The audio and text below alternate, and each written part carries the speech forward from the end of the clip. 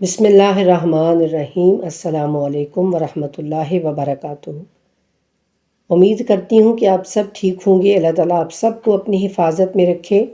سب سے پہلے معذرت چاہتی ہوں کہ کچھ دنوں سے ہم سبق نہیں پڑھ سکے، جس کی وجہ یہ ہے کہ بلکہ میں یوں کہوں کہ اللہ سبحانہ تعالیٰ کے لطف و کرم کی جانب پہلا قدم جو ہے وہ اٹھایا ہے۔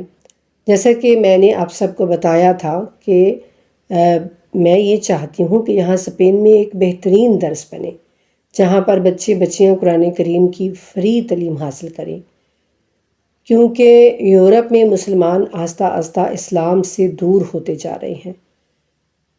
یعنی ہم کہنے کو تو مسلمان ہیں، لیکن ہماری زندگیوں سے اسلام ختم ہوتا جا رہا ہے، جس کی وجہ صرف اور صرف یہ ہے کہ ہم قرآن سے دور ہیں۔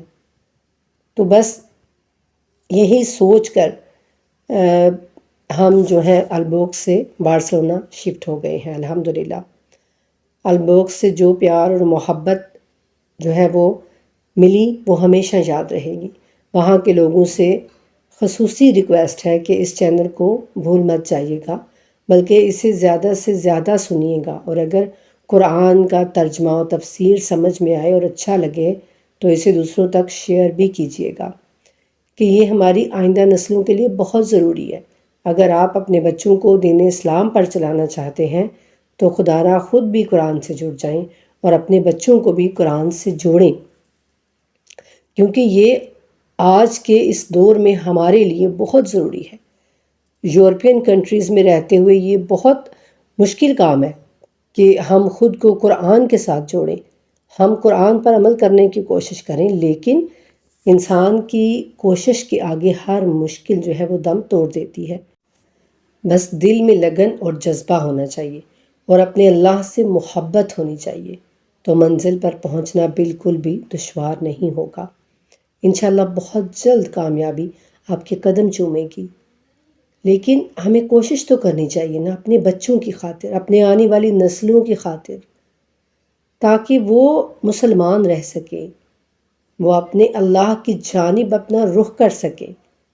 اور اگر آج ہم وہ قدم نہیں اٹھائیں گے نا، تو یاد رکھیے کہ ہمارے آنے والی نسلیں تباہ و برباد ہو جائیں گی۔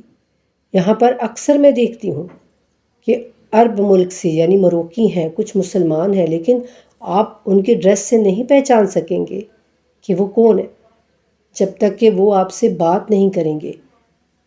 یعنی ہمارے ڈریس ایسے ہو چکے ہیں کہ اب یہود و نصارہ میں اور ایک مسلمان میں فرق کرنا بہت مشکل ہو چکا ہے۔ بالکل بھی ہم فرق نہیں کر سکتے ان کے ڈریس کی وجہ سے۔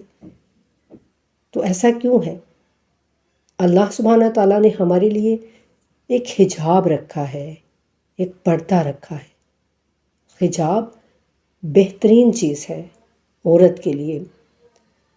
اور آپ دیکھیں کہ اللہ سبحانہ تعالیٰ وہ ہیں جنہوں نے انسان کو خلق کیا ہے، اور اگر وہ یعنی جو چیز کو بناتا ہے نا تو اس کو پتہ ہوتا ہے کہ ہم نے یہ چیز کہاں رکھنی ہے، کیسے رکھنی ہے، کہ اس چیز کے لیے کیا ضروری ہے، کیا ضروری نہیں ہے، اس کو کہاں رکھنا ہے، کیسے رکھنا ہے، اس کو سب پتہ ہوتا ہے نا۔ تو ہمارے خالق کون ہے؟ اللہ سبحانہ تعالیٰ ہے۔ تو اللہ کو پتہ ہے کہ عورت کو کس طرح رکھنا ہے، مرد کو کس طرح رکھنا ہے۔ تو ہم استغفر اللہ ثم استغفر اللہ، اللہ سے زیادہ عقل مند تو نہیں ہے نا۔